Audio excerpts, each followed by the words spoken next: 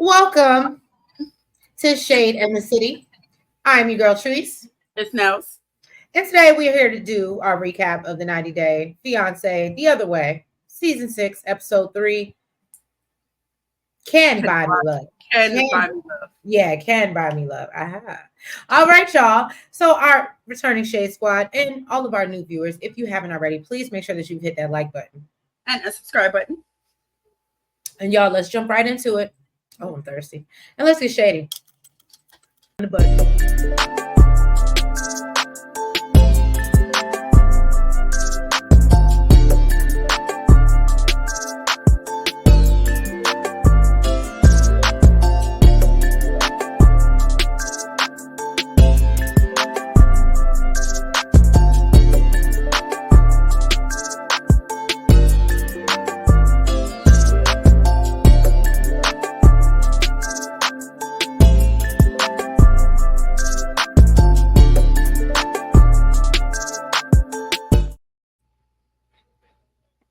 All right.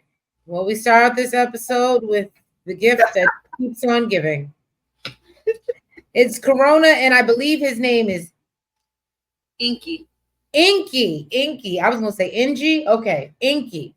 So now Corona is leaving for Iceland, and she got to leave her cats with her friends Leo and Christy because apparently Iceland has some pretty strict rules about bringing over American pets, which I think we've learned this from watching James and Tata. Mm-hmm. So apparently they got to go through a whole bunch of tests. So they staying back for a couple months before she can bring them over, if she gets to bring them over. Anyway, so on her way to the airport, she talks about her concern of, being the only person of color in Iceland and, hoping that she'll be able to find a diverse friend group. So she also lets us know that when she meets Ingi's parents, that she'll be the first girlfriend that they met and possibly first Black person that they've met as well. So it's just newness for everybody. It's just a lot of firsts going on. And so basically, she feels a lot of pressure to make a good impression on them so they for all the black people. Right. So they can say, I know Black people. I have one Black friend. You know what I mean? She's super cool. I really like her. So she said she thought that she would end up alone, but now she's ready to do life with her forever person, in hopes that, they will end up getting married.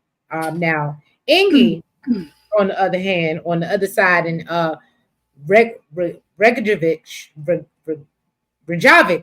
I think that's what I'm sure I feel like that was so fast. Hey, anyway, apparently this part of Iceland is a party town. He says that dating in Iceland is hard because everyone is related. Apparently, everybody's your cousin. This reminded me of down south. Right. Look. But he said the most in the world. So he said they even got a website that you got to check and see how close related you are. I was gonna say it sounds like dinner or something. It sounds like they need to be on after the second cousin that don't count, but so he likes to sit around and play role-playing games with his friends. I think what was the guy that we saw 90 Day before that liked to, that was Married at First Sight. Yeah. The Dungeons and Dragons. Not role-playing, nerdy games. It's nerdy. Oh, okay. Well, yeah, this is definitely different. He believes that the reason he's been single for so long is because he's always with them. I think so too.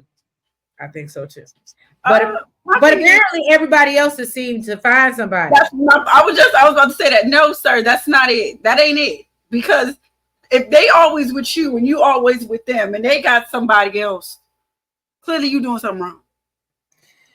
Well, so then they start talking about Corona, and he says that she checks all the boxes, and basically that she pursued him. He admits that, or his friends actually admit that they've never really seen him in a relationship, and they've known this man since he was like 6 years old, and think that he might not really understand what he's getting into, and thinks that he's moving kind of quickly. And he does agree. He agrees things are moving fast, but he ain't got no ring in his pocket, so he ain't tripping. He just gonna see how it go. He gonna go along to get along and see what happens. So good luck on that girl. Good luck. Maybe he'll fall so deep in love, and if he like it, it was the let's not even start with this again for me. I was like, oh, okay. We don't even want to have the conversation. Okay. Right. Now we get into Nels's favorite. Well, I mean, out of this episode at least. Statler and Dempsey. So Statler is on her way to... Hold on, let me say this. Because she gonna make me say it anyway. So let me just go ahead and get it out of the way. Okay. Nels was right. Okay. Dempsey is living her best soft girl life. Nels clocked it. I didn't clock it. She said Statler was paying for everything, and I just couldn't believe it because Statler's so all over the damn place. But Nels was right. But she not often, but she was right. Don't listen to that. I'm usually right. She's so full of it. All right. So Statler Jesus. I don't put Dempsey and Statler. Statler is on her way to a used car lot to potentially, keyword potentially, sell her car. Maybe that's what we should start calling him, Statler. Well, no, it ain't gonna be. No. Now she's even stressed out about driving. So living in this van is going to be hell on wheels for her. I am quite sure. Now apparently, she has this attachment to her car. She's even named it Aspen. And she said to get rid of it. Statler said, she was initially excited about doing this camper van thing, but because she thought it was gonna be cheaper, you ain't gotta pay no rent. But then she had to take out a $20,000 loan to pay for her portion of the camper van. Now she knows that she's gonna be super stressed because she's the sole breadwinner, and will be for the unforeseeable future because, like I said, she worked from home. Dempsey said, I'm going out here, I'm picking your food, cooking it, and because remember, she's a chef too. So she going out foraging the woods for your food, making sure she cooks for you. She's doing all the things in the household. She said, absolutely. Soft girl life.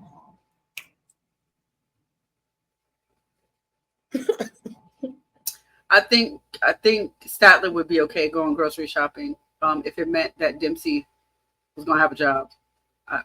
That part. That part. Now basically she got to the dealer and she had a heart-to-heart with her car, basically, told her car, I'm sad to see you go, but this is what it is. Now she was offered $18,000 for the car, but she don't really know if this is gonna work. So she want to have a fallback plan. She don't want to come back home to absolutely nothing. Okay. So she said she's gonna take some time to think about it. She thinking she really might not want to do it, even though she knows Dempsey sold all her stuff. But she said this is the life that Dempsey lives. This is what she do. She's a vagabond. Okay.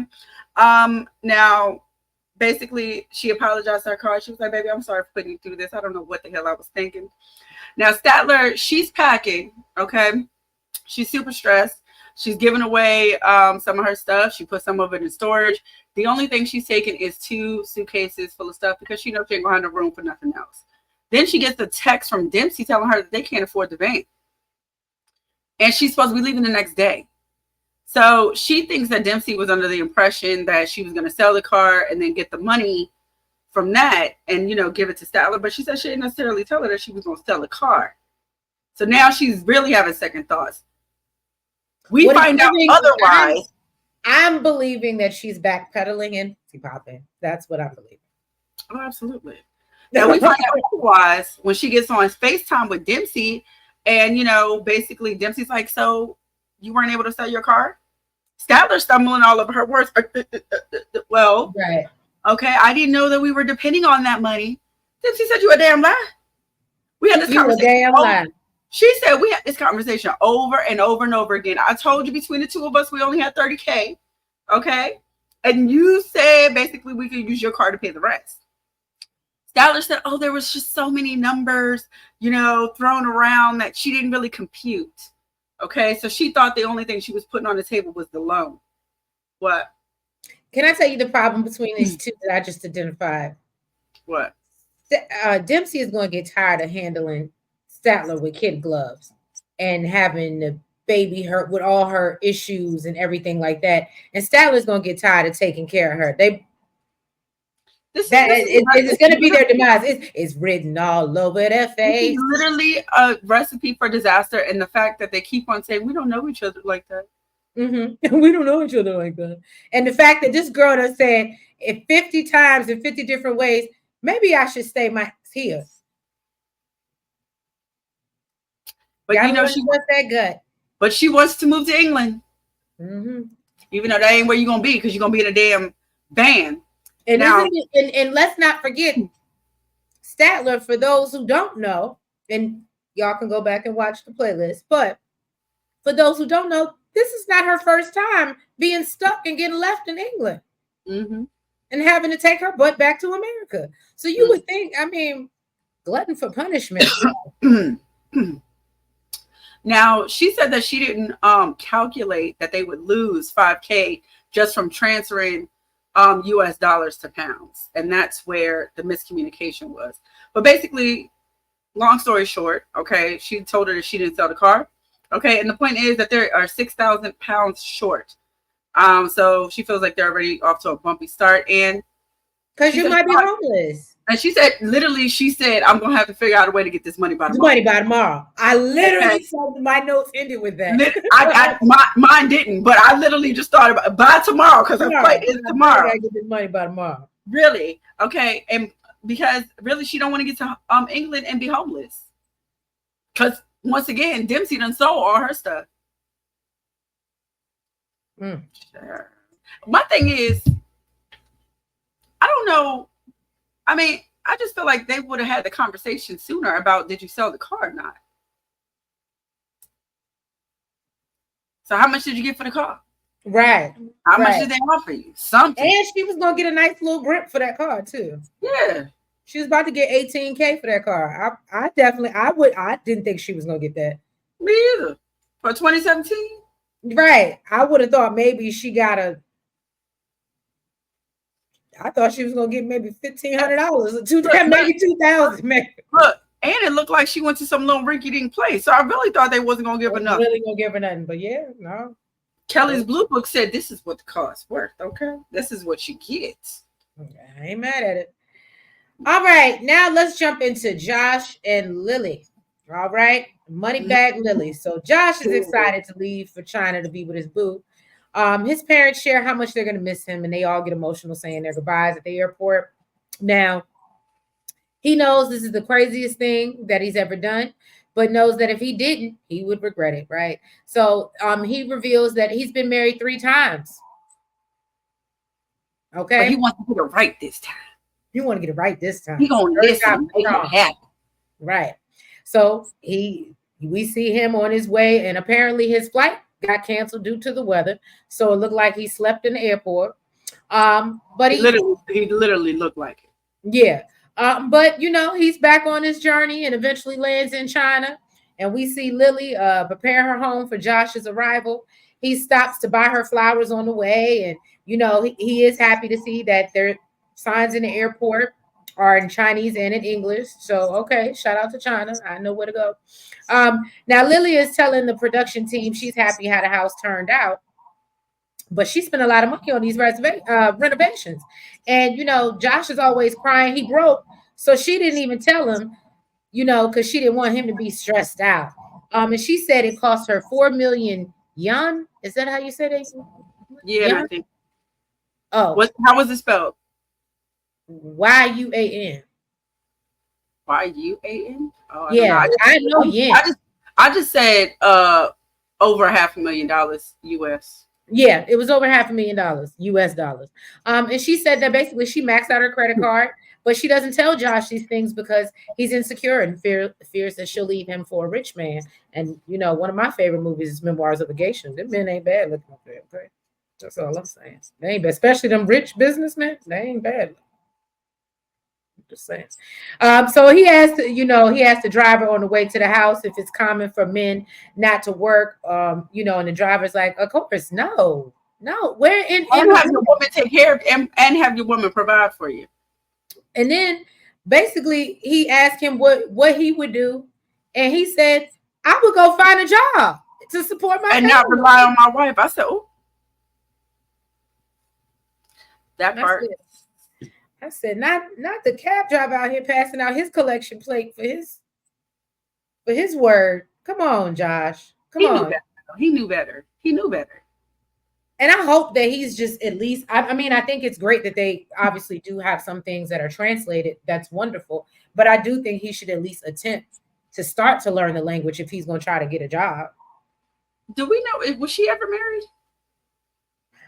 I don't think we did ever know. I don't think we know that or not. We don't know that much. We just know she got money. Yeah, we don't know that much about her yet, I don't think. But I don't know. Shade Squad, let us know. Did we miss something? Has Lilly been married? Drop in the chat. Let us know if we missed. I feel like we just know what she does as far as business-wise, and that she we just know Lilly got her renovations. She got that bag. That's what we know. Right. We know Lilly, money bag Lilly. Okay. I want to know what was going on with her in China. What, why she didn't go with the man with the bag.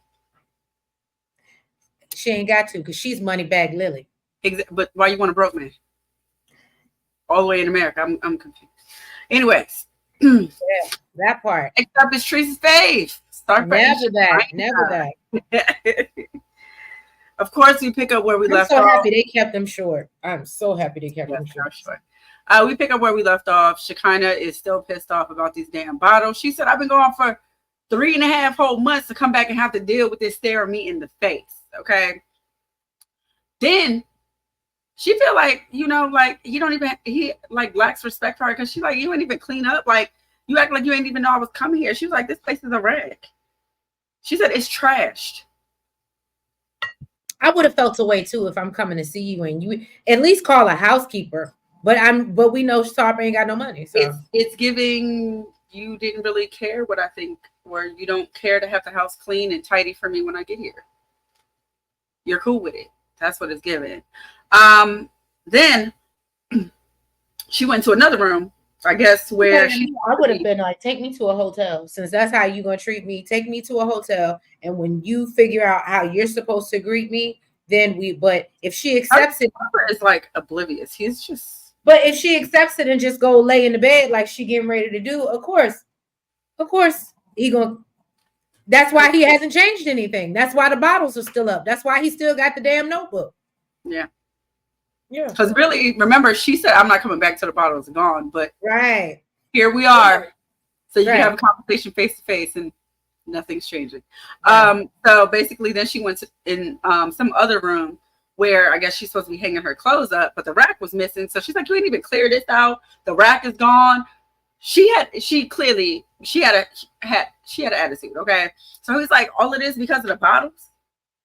And she said, she feels like she came back and basically everything's the same. Like, there have been no changes, which made her get emotional. And he said the bottles are more about the places he visited and not the girls. She called BS. Okay. He said that that's his fault, because when she originally asked, he did say that, he had collected them from different countries, the cities that he visited, but then said, but, he never drinks by himself. And he was like, I should have kept my damn mouth shut.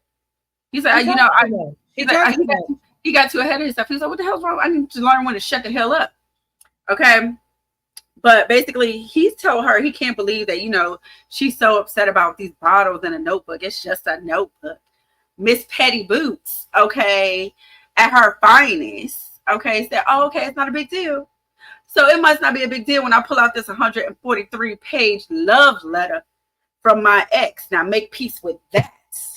You know how, okay, let me just tell you how cute and not cute that was, right?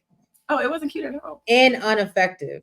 Because in my opinion, I think the bigger trigger would have I would have left the notebook. If that's what I'm really going to do to try to make you feel away, I'm not going to sit here and say, look at this love letter that I have, and did it, because that's not what Sarper did to you. He let you stumble upon them bottles, ask some questions. I would have left that notebook right there, clear as day. Might even left it open like it was nothing. Well, why would I be? To me, it's above and beyond to even bring it all these miles away from home. Like that's and that's what I'm saying. But if we're gonna do all that, I would have let him casually roll. You know, you're being childish even by doing that. Well,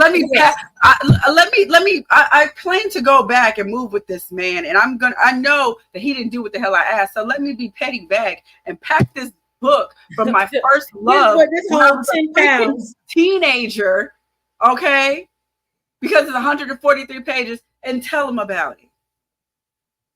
Girl, look, Sarper was like, can you imagine how much more her bag weighed because she wanted to pack that? He was like, why did you even bring that? She's like, why not? It's just a book. He picked that thing up and threw it. He's like, girl, bad. Petty ass. He's like, yeah, she trying to get under my skin. I ain't gonna let her. I ain't gonna do it. Not for something in high school and a boy you ain't seen in your girl bad. I think it might have been middle school, child. Do he even remember you, girl? Do he remember you? I would hope so. If it's 143 pages, unless he do that for everybody, he might have made copies of it, girl. Look, maybe copy paste. Maybe he was a poet and he didn't know it. He probably done wrote 500 different letters. But his wife right now was like, you wrote her 140. You wrote me 189. No, he wrote her a book and published that. But yeah, y'all, thank you so much for tuning in to our recap of the 90 Day Fiancé the Other Way, season 3. Season 3. Jesus Christ, let's change that. Season 6, episode 3. If you haven't already, please make sure that you've hit that like button. Make sure you comment. Make sure that you've subscribed. And hit the notification bell. And make sure you're following us on all the platforms, the TikTok, the Twitter, the Facebook, and the IG. And yeah, y'all, we will catch you next week for another recap of the 90 Day the Other Way. Have a good night. Good night. Bye-bye.